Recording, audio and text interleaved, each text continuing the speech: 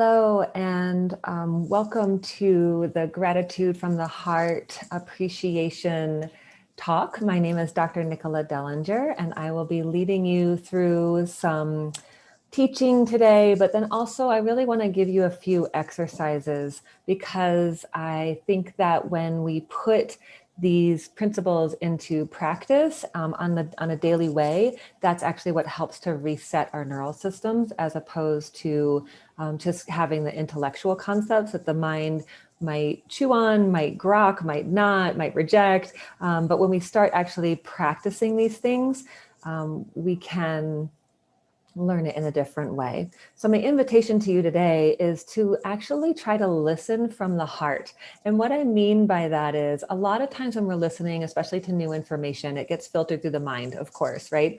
But a lot of times when with those filters of the mind come judgments or stories or filters or barriers, limits that can get in the way of us really moving into something that we know is more true for us. And so when we listen from the heart, we're actually looking to experience more of a felt sense of what is going on, rather than just what's happening in the mind, what the mind thinks about it. And so I think that's important to understand and differentiate, is when we have a felt sense of something. Like I know when I was first learning this work, on what I'm going to teach you today is largely based on my work with Sylvie Olivier, and she has Golden Heart Wisdom. I'd highly recommend checking her out on Facebook or at her website, which is goldenheartwisdom.com. The original one will be in French, but you can click on an English button. She is living in Canada, and so is both a French and English speaker. But when I first started learning this work from her, it was this really discordant experience of hearing her words and having my mind kind of jar on them or not really get it, or like, I mean, I get what you're saying, but how do I do it? You know, of course, there's always got to be an action plan when it comes to the mind. But when I felt into my body, and especially into my heart body, it was like a yes. Or that feels true, or a relaxation that would happen when she would share something with me. And so I invite you during the next half hour or so to listen from a heart-based place and just see how it feels to receive the words I have to offer today in your body, in your heart. If there's a quiet whisper that just says, oh yeah, that makes like that lands for me. And then just notice how quickly the mind can go, but how do I do that? And that doesn't make any sense. Or what about this situation where that wouldn't apply? Or, you know, all of these, again, these barriers or these limitations that can come up. And so when we practice listening from the heart, we can start to cultivate the divine wisdom we have within us to lead us in that knowing with a capital K, that knowing that, oh yeah, this is true. And maybe the stories and pathways and habits and patterns of the mind up until now have gotten me so far, but maybe they're not the best path to take me where I want to go from here. So if you're listening to this, my guess is you're interested in learning more about living your life from a heart-based place and from a place of more gratitude, because that's really what this month is about here at Pura Vida. So thanks so much for joining us. So before we jump in and I talk more, what I want you to do is close your eyes, if that's comfortable for you. If you don't prefer to close your eyes, that's okay. But maybe just find a point on the floor or a little bit in front of you to just let your gaze soften. Because what we want to do is just not take in information. And so either with closed eyes or with a soft gaze on a single point, just helps us to kind of take in less information from the outside world, helps to bring our awareness and our presence more inward. And I want you to just take a few nice deep breaths. And taking these breaths into the belly. Sometimes when I invite people to take deep breaths, we notice the shoulders come up and down.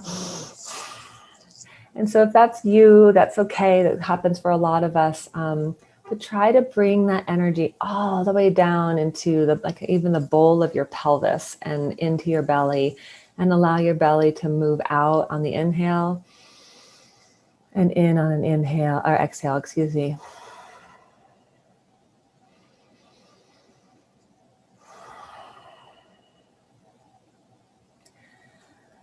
And what we're doing when we're breathing into the belly, and you can keep breathing into the belly here, is we're really activating that part of the nervous system called the parasympathetic, or the rest, digest, and repair part of our nervous system, as opposed to the sympathetic and fight or flight. So as I'm talking, keep breathing into the belly here. And so when we activate that parasympathetic or repair part of our nervous system, we're actually sending a signal to our whole body that we're not in danger. And we activate different physiology in our body. So when we're in a fight or flight, we have a lot of sugar in our blood that's being pumped out to our periphery, so to our arms and our legs. We shunt blood and oxygen away from the front part of our brain, which helps us to think and learn and remember, and which shunts to that reptilian part of the brain, the hind brain, or the amygdala. And that kind of helps us to feel more hypervigilant. And so when we slow down and we reset and move specifically and consciously into that parasympathetic, we're waking up our digestion, we're waking up our reproductive organs, we're waking up thyroid and other endocrine tissue. We're allowing our heart rate to normalize, our blood sugar to normalize. So there's all these physiological pieces that happen. And then physically, and actually in your physical body, when you're breathing into your belly, you're activating the diaphragm. The diaphragm is that muscle that sits below your lungs that helps the chest cavity to expand so you can take a full breath, and contract so you can expel all the toxins from your lungs. That diaphragm is innervated by the vagus nerve, which is one of the largest nerves involved in that parasympathetic nervous system. And there's actually 5 times more fibers going from that diaphragm to the brain than there is from the brain to the rest of the body.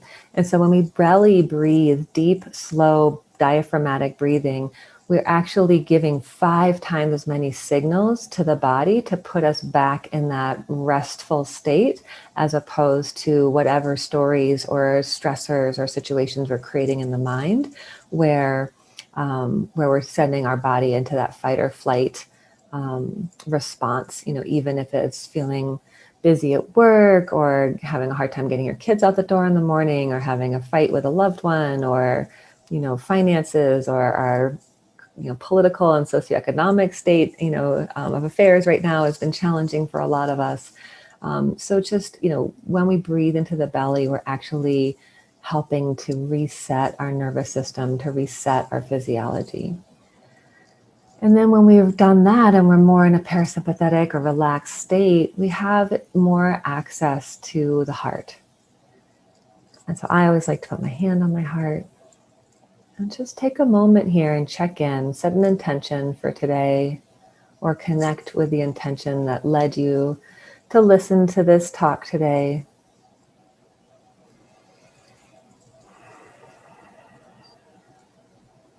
And then carrying that intention with you. You may know why, it may make sense, or it may not make any sense at all, but just listening, practicing listening to that soft whisper of the heart, and giving it a little space and airtime before maybe it's contradicted or questioned by the machinations of the mind. So kind of like a little candle flame, just allow that intention, that desire, to shine a light within you. And keep on breathing until you feel ready, and whenever you feel complete, you can open your eyes. But if you'd like, you can keep on breathing into the belly, because that's a beautiful practice, and we have to relearn that. If you've ever watched a child sleeping, you can really see their belly moving up and down. So this is our natural state of being. I'm actually going to flip you over so you can see my dog who's on the floor. That right there is our natural state of being. It's part of the reason I like him at the office every day. It's because this is actually how we are built to show up in the world. We're actually only supposed to be in fight or flight about 10 to 15% of the time. And most of us live in fight or flight or some variation thereof 80%, 90%, if not 110% of the time. So just remembering that if we're left to our own devices, this level of relaxation and rest is actually, he just twitched as if to prove my point.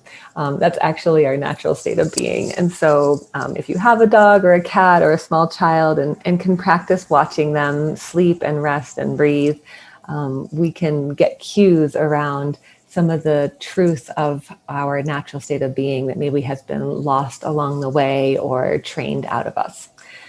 So what we're here to talk about today in this gratitude series is really what I wanted to talk about is actually creating gratitude, but not from the mind, but from the heart body. And I actually prefer the word appreciation. What I've noticed about gratitude, especially over the past 5 or 10 years, is everyone's like, nope, I shouldn't feel this way. I should feel grateful for all that I have. And while that's a beautiful intention to honor all that is in our world, I think sometimes people have used that that gratitude cultivation to actually downplay what else might be going on in our world. So yes, we can be grateful that there's food on the table and a roof over our heads and a beautiful dog companion. And I feel grateful often for just the opportunity to live in this part of Colorado. And all of that is true for me all the time. However, that doesn't mean that I didn't, that I'm not worrying about, my son, or fretting about something with my husband, or stressed about something that's coming through at work. So it's not an either or thing. Like I shouldn't be stressed about what's happening at work because I should be grateful that I have this beautiful office space and these wonderful colleagues to work with. So it's kind of been used, I think, to downplay or dismiss the full spectrum of our experience. And so what I want to teach you today is how to have appreciation for all that's around you, including these things that we deem or judge as stressful or negative or bad. That it's all part of this pretty amazing human experience. And if we can learn to be in appreciation for all that's here in every moment, then we actually don't have struggle anymore, because we're not fighting against what's here, because we have a different notion of what should be here. And so what I mean by that is, what if everything was in your favor? And what if everything as it's presented as is was exactly what you needed in this moment, and that was in your highest potential in this 10 seconds? And I think oftentimes what happens is that the mind will make an interpretation. Well, yeah, I said I wanted dinner, but I didn't want spaghetti and meatballs. And it's like, well, what happens there is that signal that vibrational signal that we're putting out into the universe gets really confused, where the universe is like, I thought you said you wanted dinner, here's dinner, and you're telling me that it's not right, that there's some sort of lack, there's something wrong with it. And so while we're saying we're really open to receiving dinner, let's say, but we get spaghetti and meatballs, and it's like, well, where's the salad? And are the noodles gluten-free? Or couldn't you have made spaghetti squash instead of pasta? Or, I hate tomatoes, or whatever the thing is. Like, how could we actually receive what's in front of us more fully, so that our vibrational signal becomes one of appreciation and abundance and joy, that there's food in front of us. And it's not to say that you don't have an opinion or a preference, but again, just maybe playing with those and noticing, is this really important to me? Or is this just like my ego mind's need to assert my sense of self, where I have a preference? And maybe it would bring you great joy to make a very elaborate, let's say, curry dish, or something like that. But it was somebody else that cooked the spaghetti and meatballs. And so how could we have that same joy and enthusiasm for receiving the love and effort and attention that someone's put into providing dinner, as we would if we had been lit up about making our own dinner? And so it's really about just trusting that everything that's coming our way is for us, not happening to us. And that's a really small semantic shift, but I feel like it has everything to do with our sense of well-being and how much we suffer, is this shift from the mentality of like, well, this happened to me, rather than this happened for me. For example, I got a parking ticket on Friday because I was at lunch with a colleague and new friend, and we got to talking, and it was 2 hours before I knew it. And I came out and I got a parking ticket. And at first I was like, oh, I got a parking ticket. That's so annoying. But underneath, there was a lesson for me. One, and because I tend to run late. And so slowing down and creating more transition time for myself so that I'm not feeling pressured. And then it was a really good reminder for me to be more mindful in the moment, because I had a knowing of, you're probably going to be here for more than an hour and 15 minutes, which is how much I put in my meter. And I was like, no, you're late. Don't go back in the car for another 2 quarters. Just don't worry about it and just be on time, which is not my MO. So it was like out of alignment with how my flow tends to be, which is about 5 minutes beyond what the designated time is, or late in some people's vernacular, which is fine. But I'm trying to reframe that rather than making myself wrong for this all the time. I'm trying to just embrace what is here and appreciate myself. And it was really helpful. Actually, I had a patient one time and I was running about 10 minutes late, and I apologized to her. And she said, you don't ever have to apologize to me for being late, because I have been in your office and needing extra time, and you provided me with that presence. So I know that if you're running late, it's just because you're giving that much presence to somebody else who's needed it too. And that really helped me kind of soften around that. I still strive to be on time, especially for my appointments at the office, because I do want to be respectful of other people's time. And I'm trying to find that flow and appreciation for how I do roll. And I do like to be present and in the moment. And sometimes that flexes the boundaries of what we've all agreed on is the time is time.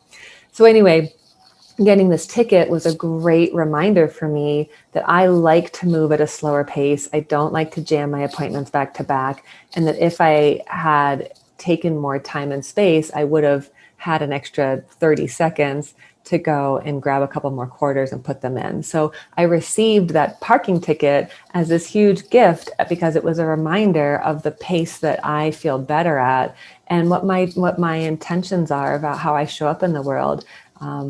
And so it was really a gift. And so even something as annoying as I could judge it as a parking ticket becomes a gift. And then all of a sudden I'm in appreciation all the time. And I'm in appreciation of this amazing conversation that I was having, an appreciation of this person, a new friend, and then an appreciation of my car that started right when I got going, because now I was about 5 minutes late to pick up my son from school. But guess what? When I pulled up, he was just walking up because he was chit-chatting with a friend of his. And so appreciation that there's an abundance of time and space and energy for all that's required. And so this is what I want to teach you today. But before I move to the next piece, I want to read you this excerpt from a book by Melody Beatty. It's called The Language of Letting Go. And I love this book because it's a daily reflection on codependency. So codependency is the tendency that many of us have to adjust our choices in order to reduce the suffering or get a certain outcome from another. And kind of like, well, I'll wash the dishes and make myself late because you walked the dogs and made yourself late. I'm thinking about my husband and I this morning. And how that, he said, just leave the dishes. And I actually had a couple of extra minutes, so I just did them. But I did them out of a place of joy, not out of a place of guilt of, well, he's walking the dogs and taking care of that, so I should take care of the dishes. That should thing, that tit for tat thing, I was just like, oh, okay, I have a moment. I'm just going to go ahead and take care of this. So it actually shifted out of codependence and into just joy, or, just an act of service. Anyway, so this book is a reflection on our on codependency. And this is from March 25th. So each day of the calendar year has a different offering. And this one is letting go of worry. And so again, just sit back and allow the words to be received in your body, in your heart, and then, and of course in your mind too, but maybe with a little bit lighter, more lightness in the mind and a little bit more openness in the heart. What if we knew for certain that everything we're worried about today will work out fine? What if we had a guarantee that the problem bothering us would be worked out in the most perfect way and at the best possible time? Furthermore, what if we knew that 3 years from now, we'd be grateful from that problem and its solution? What if we knew that even our worst fear would work out for the best? What if we had a guarantee that everything that's happening and has happened in our life was meant to be planned just for us and in our best interest? What if we had a guarantee that the people we love are experiencing exactly what they need in order to become who they're intended to become? Further, what if we had a guarantee that others can be responsible for themselves and we don't have to control or take responsibility for them? What if we knew the future was going to be good and we would have an abundance of resources and guidance to handle whatever comes our way? What if we knew everything was okay and we didn't have to worry about a thing? What would we do then? We'd be free to let go and enjoy life. So this is a handout that I give out to folks I work with now as well. And for me, I just love this as a beautiful reminder and even a daily mantra of what if everything were perfect? And just because I like using that what if to open the heart to more of a place of wonder and curiosity. I wonder what would life be like if I trusted that everything that was happening for me. And asking questions opens us up to more possibilities rather than the mind that likes to get really kind of narrow, focused, and linear. I know this is what's happening. I know this is why this is happening. And I've got all the stories and evidence to back it up, as opposed to what if this was truly, truly true? What if I'm loved, cherished, and honored by the universe? And so this is a question that Sylvie has asked, and I will ask you now, which is, are you ready and willing to be loved, honored, and cherished by the universe today, in this moment, as is? I want you just to take a brief moment and breath to reflect on what comes through for you, what happens in your body when I ask, are you ready to be loved, honored, and cherished by the universe? Again, for me, the first time this happened, my mind was like, absolutely not. I'm not worthy of that. And I had a really pretty strong reaction to being asked that. And I have a different reaction to it now that I've played with it more. I wouldn't say that I'm at 110% big yes quite yet, but I'm much, much closer than I was before of just being able to receive that. And part of what's helped me to realize that is to remember, and I went to quantum physics for this, but to remember that we used to think that the smallest particles were neutrons, protons, and electrons. And then when we got into quantum physics, we realized that the smallest unit that we could measure is called a quantum. And if you know what a quantum is, it's actually a unit of light. So at the very core of your being, of this paper, of these earphones, is everything is a unit of pure light. And so what is pure light if not a reflection of divine love? And so you, yes, you, each of us, in every single cell of your being in this moment, you're made out of pure light. You're made out of divine love. And that's who you are at your essence. And if you're like the vast majority of us, you've had experiences and teachings that have created filters that have blocked your connection to remembering the truth of your essence, of who you are. And so when we can open up and start looking at these patterns of the mind and start appreciating things as is, and noticing when we are stuck in judgment or preference or aversion, that we catch that and notice it and really play with what is the crystallized emotion or mental archive that I'm carrying that keeps me in this pattern or in this belief system. And the more we do that, the more we become aware of that network of limiting beliefs, and simply being present to that and breathing and inviting that in, rather than, ooh, I shouldn't have that, or I shouldn't believe that, or what method am I going to use to change my thought patterns? I'm going to write a gratitude journal. But not to say there's anything wrong with writing a gratitude journal, but it's the intention, it's the agenda underneath of like, I'm going to make myself be happy because having these stressed out, sad feelings is wrong or bad, or I shouldn't have them. It's really that marrying of both. So it's honoring and having gratitude, and having gratitude even for those things in our lives that might create strife or suffering, pain, those sort of things.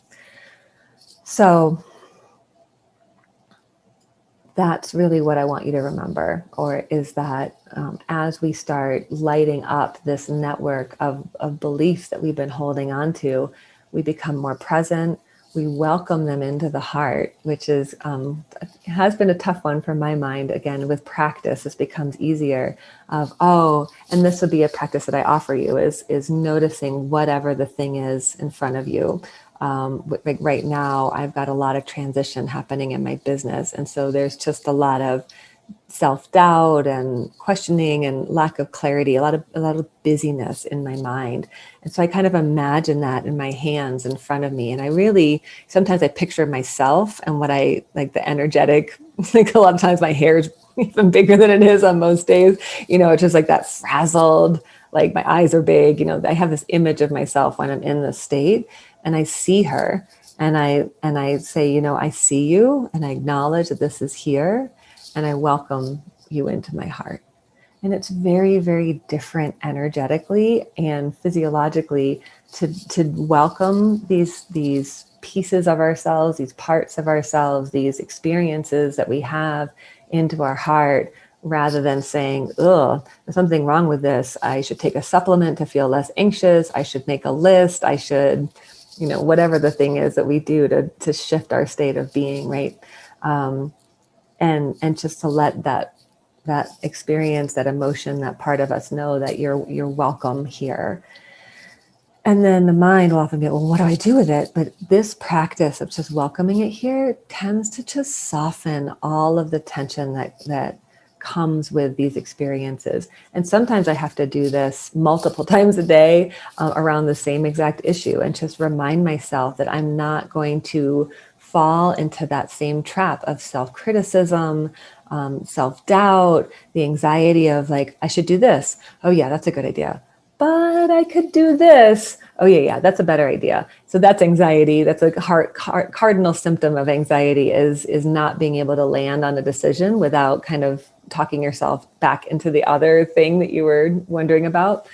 And I'm just making a choice, and this practice very physically helps me to ground into that choice of, I'm actually going to show up for myself differently now. I'm going to love myself no matter what is circulating through, no matter what the stories, the emotions, the reactions, whatever is happening.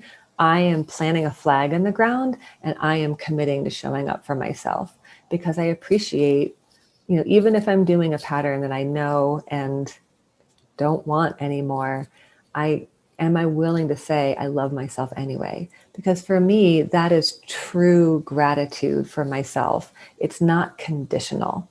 And I think this is what we need to become more aware of, is the conditions and hidden agendas that we often carry when we invite in new practices, especially spiritual growth practices. Just you want to be aware that subtext isn't, there's something wrong with me, or I need to fix this, or if I could change it, then it would be easier for me to be grateful for my life. It kind of sends that signal back into that same story of not enough, not right, broken, not lovable, all of these things that we tend to tell ourselves. And so as we're practicing having appreciation for everything that we see, we can also practice having appreciation for ourselves in every moment, no matter what we're doing and how we show up. So if I'm tired and I am annoyed with my 11-year-old son and I snap at him or I say something in an unkind way, again, I have a choice. I can go to my default pattern, which has historically been to beat myself up and feel guilty and then like overcompensate with my kiddo. Or I can just breathe in and breathe out and be like, okay, so that just happened. What's coming up for me? And address that and then circle back around with my kiddo. But without that self-deprecation piece that I used to really go to with a lot of vigor. So a practice that can be really helpful for this is 360 degrees of appreciation. And so I'm not going to actually physically do this because I have my earbuds in, and I will, if I rotate around 360 degrees, I'll get caught up in them. But really what you want to do is just have a soft gaze, and you can, I'm in my office, so I could practice this here. And what I would do is just notice whatever's in front of me. So if I look beyond the computer, so I notice my computer, I notice the camera, I notice the blue lights around it. Behind that, I notice the door and the windows and the blinds. And just appreciate things as they are. And then if I move, and so what you do is just slowly, slowly, slowly go in 360 degrees. And so now what I see in front of me, there's 2 pillows on my couch. And the first thing in mind is, oops, they're not how they should be. They're one's fallen over, they're together, whereas I usually like one pillow on each end of the couch. But again, that's judgment and criticism and not rightness, right? But that's typically what I might notice is what a mess this is. But in this practice, I'm just having appreciation for the pillows as they are, and that someone moved them for their own comfort. And that I appreciate the color yellow that they are. And I remember buying the one with the flowers on it when I first moved into this office. And so I can just connect into things as they are. And I can just slowly, slowly continue moving, and in 360 degrees. I'm going to actually show you my desk, because it's kind of a mess, right? And so typically when I come in and I look at this, I do not have appreciation for this level of mess. Even for me, this is something I'm uncomfortable with. But in this practice, I just notice, like, I just appreciate having this desk and these crystals and this note of appreciation from a friend and colleague and patient. I notice a pot that my son has made. And so I'm really just offering appreciation for what's here. And,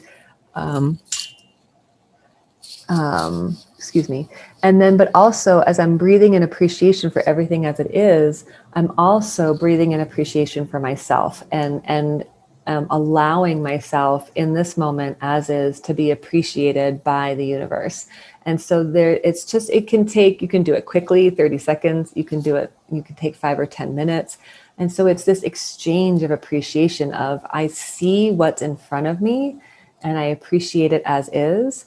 And I allow myself to be seen and appreciated, as is as well. And so that's another really beautiful practice that we can do to kind of help shift that tendency of the mind and that judgment and criticism and things that can happen, and then move it into more of a heart-centered practice where I'm just in the flow of what's here and I allow myself to be received as I am without having to shift or change or be different. So that's what my offerings are for you today.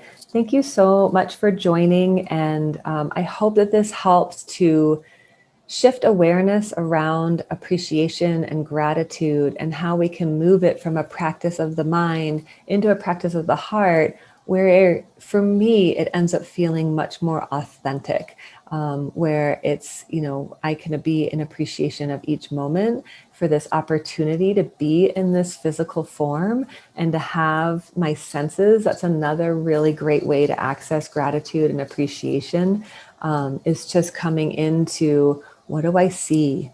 What do I hear? What do I smell? What do I taste? What can I touch? And that can be a way to just practice gratitude and appreciation.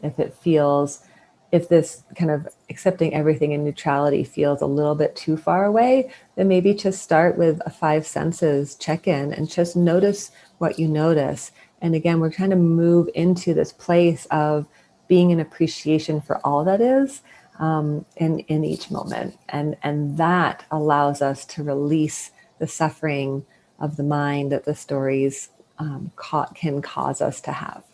So thank you so much for being in touch. Again, my name is Dr. Nicola Dellinger. If you're interested in diving a little deeper in any of this work, I'd be happy to talk to you one-on-one, or you can join an online group or retreat sometime in the near future. Thank you so much for being here today, for taking the time to explore your heart and explore gratitude and what it means to you, and for being part of our community. Take care.